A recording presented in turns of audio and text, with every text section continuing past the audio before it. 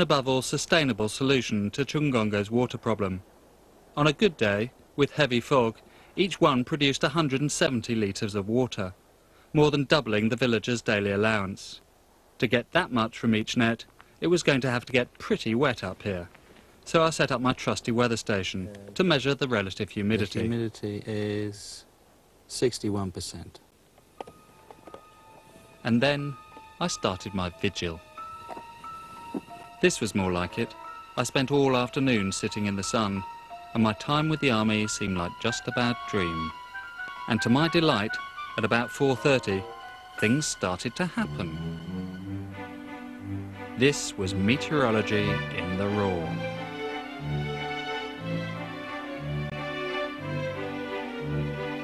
Moist ocean air was being forced up the hills, and as it rose, it cooled.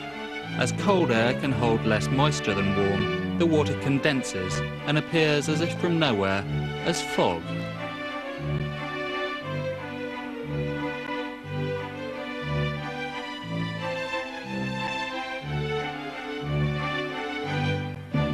Well, it's a long way. By the time I went back at 11 o'clock that night, it was a real pea super. The hand of the Baskervilles comes to the Atacama coast. Wow.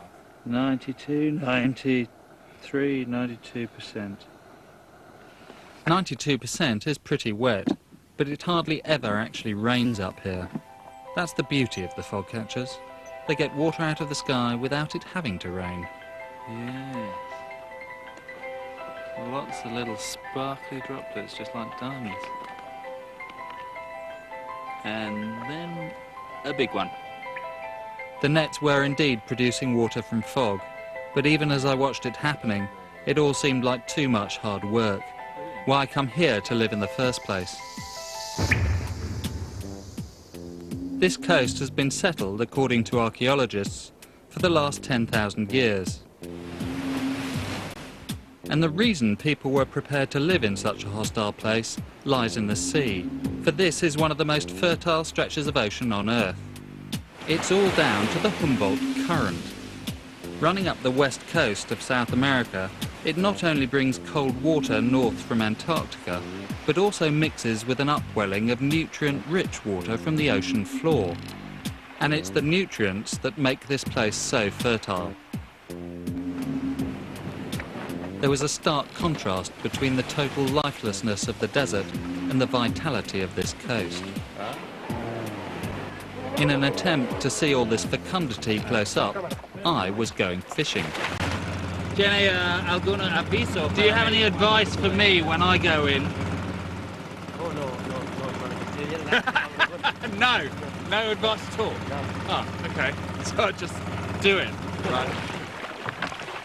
Enrique, Adolfo and Rodrigo were fishermen. They'd invited me to join them on a diving trip after one of the region's most plentiful catches, octopuses. That's a nice one.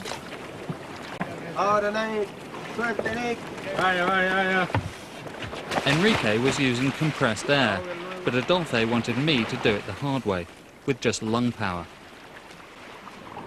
The idea was to free dive, armed only with a stick with a hook on the end. Adolfo went down first, and he made it look quite straightforward.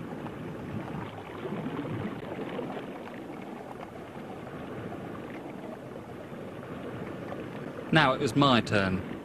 It was a bit murky because of all the plankton feeding off the nutrients in the Humboldt, but I got down okay. Then, just as I was beginning to search, a technical problem forced me back to the boat. My mast was letting in water.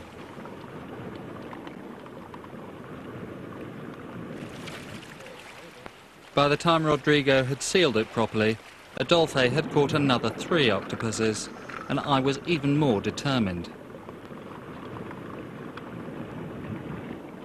But no matter how hard I tried, in water just 12 feet deep, I couldn't hold my breath for long enough.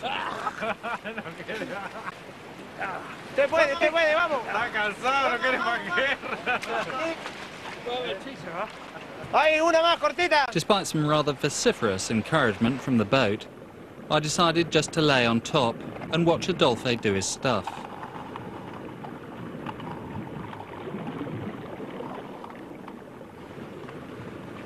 By the time he'd had enough, I was done in. And out of our combined catch of 15 octopuses, I'd caught none. Very exhausting, your profession, sir. Hombre. ¿Cómo venís? Ay, ay, ay. Ay, ay, ay. What's the Spanish for crab? No quiere cualquiera, ¿eh? Sí, y ahí nos queríamos. Without an unfit writer on board, the guys said they normally caught at least 50 in a day. More than a good living. The Humboldt may support the residents of the coast, but perversely, it's a principal reason why the Atacama gets so little rain. The very cold water from Antarctica and the deep ocean limits evaporation from its surface. This limits the amount of moisture that air passing over it picks up. So when that air reaches the land, they might get a bit of fog, but almost never rain. Running all the way up the coast, the current acts as a gigantic dehumidifier, ensuring the Atacama remains bone dry. The next leg of my journey took me inland. I was heading for life 2.5 kilometers above sea level.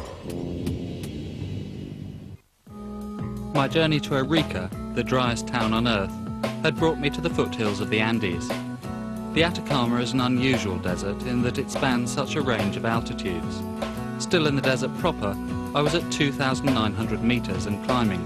The people up here have no Humboldt current to support them. They only have the mountains.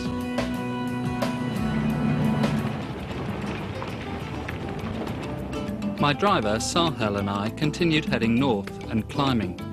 We crossed the gorges of meltwater rivers and started to see vegetation. We had arrived on the Altiplano. Although still technically desert, this area gets the last drops of rain that make it over the Andes. It has supported communities of indigenous Indian farmers since before the Incas. They keep llamas. If I compare it to my life at home, where I spend most of the time writing at a desk in a centrally heated, comfortable house, it's extremely different, and it's a tough existence.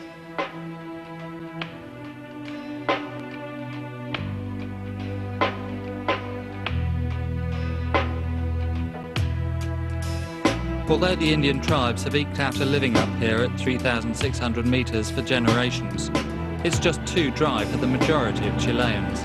The only thing that brings them is what lies beneath this desiccated earth.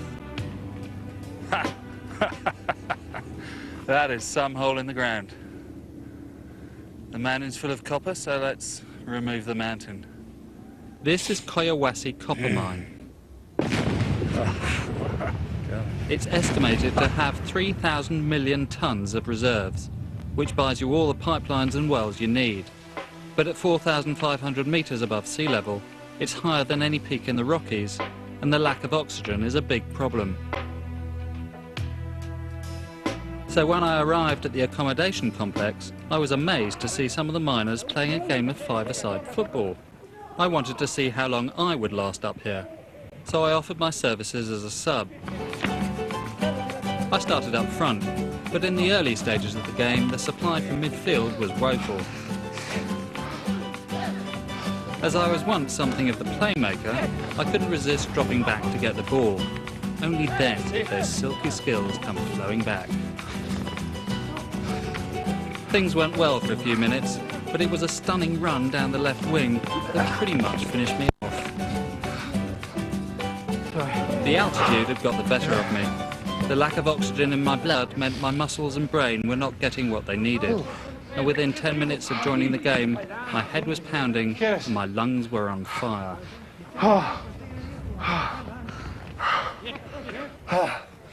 There's not enough air in the oxygen. That's the trouble.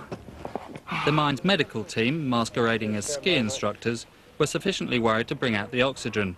I felt nauseous and dizzy, and understood why, during the time of the Incas, wrongdoers used to be sent to altitude as a punishment. I'd certainly had enough.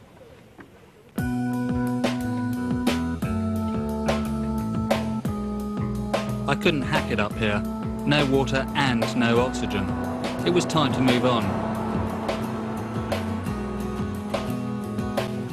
Leaving the last signs of moisture in the air behind us, we struck out west, heading for Arica.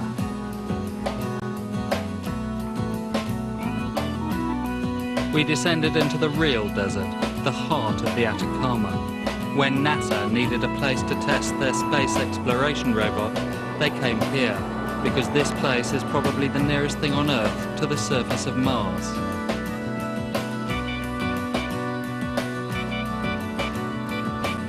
And it's been like this for thousands of years.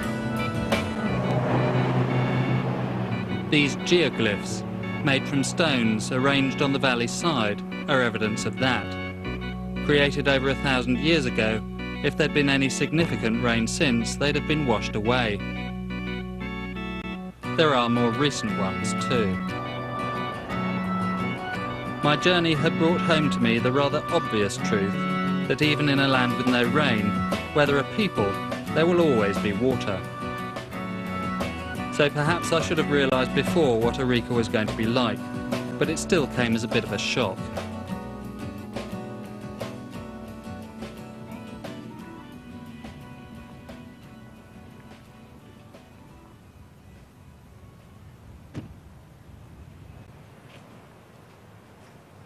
It was much bigger and much greener than the driest town on Earth had any right to be. So, here we are. Arica. Arica. Hola, Arica. Still, after 2 weeks in the desert, it was rather nice to conduct my researches from a more comfortable location. Recuerda, señora, cuando es la última vez? Do you remember when the last time it rained? 14 de febrero, para el Día de los Enamorados. Este año? Sí, este año. 14th of February. Must have been an unusual event. Gracias. That was a surprise, because according to the World Meteorological Organization, this is the world's driest town, with an average annual rainfall of just 0.8 millimetres. Indeed, between 1903 and 1918, there was no rain recorded here at all. And it's, you know, I've been in a lot drier and dustier towns and cities in deserts. And this one, although it holds the record, well, it just doesn't seem quite right somehow. To be honest, it was a huge disappointment. Thanks to water from the Andes, there was nothing extreme about Arica. No dusty streets, nor little old ladies selling water at twice the price of petrol. It's a tourist resort. My only hope was that the lovely climate makes up for what must be one of the most relentlessly predictable jobs in meteorology. Cada 6 horas. Al